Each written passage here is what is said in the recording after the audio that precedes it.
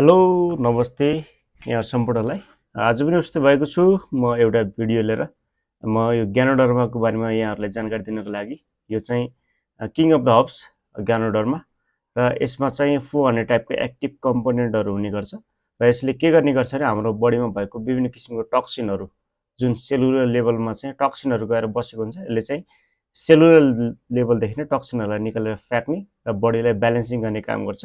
मैले यो यहाँहरूलाई चाहिँ खोलेर खाने तरिकाको बारेमा पनि यहाँहरूलाई जानकारी दिँदैछु।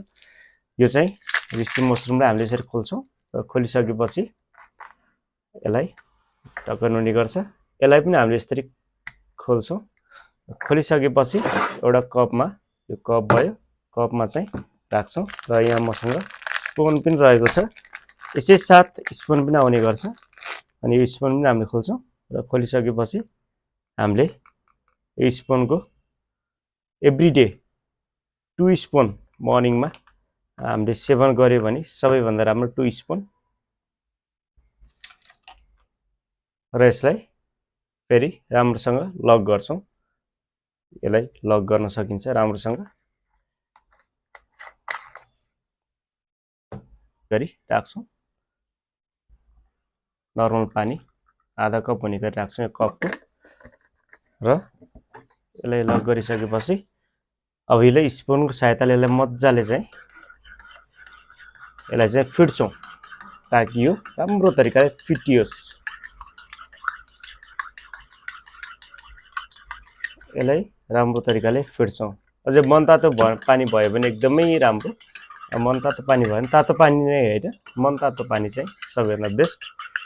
र यसलाई फिटिसकेपछि यो चाहिँ यस्तो हुन्छ। हेर्दाखेरि चाहिँ ठ्याक्कै यो कफी जस्तै मिल्क कफी जस्तो पनि देखिन्छ। यसलाई मजाले फिट्छौँ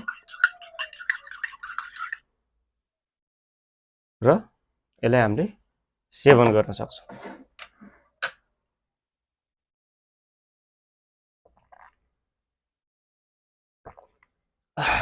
यसको टेस्ट पनि बहुत एकदमै राम्रो आउने गर्छ, बहुत टेस्टी हुने गर्छ।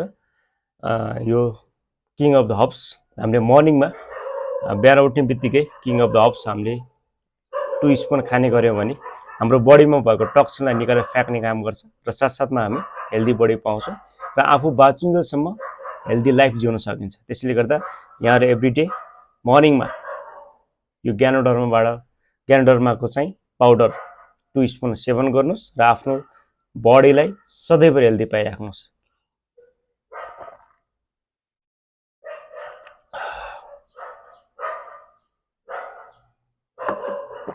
र सकिसकेपछि फेरि हामीले पानीको मात्रा धेरै पिउनु पर्ने हुन्छ। पानी हामीले फेरि 1 कप एक्स्ट्रा पिउने गर्छौँ।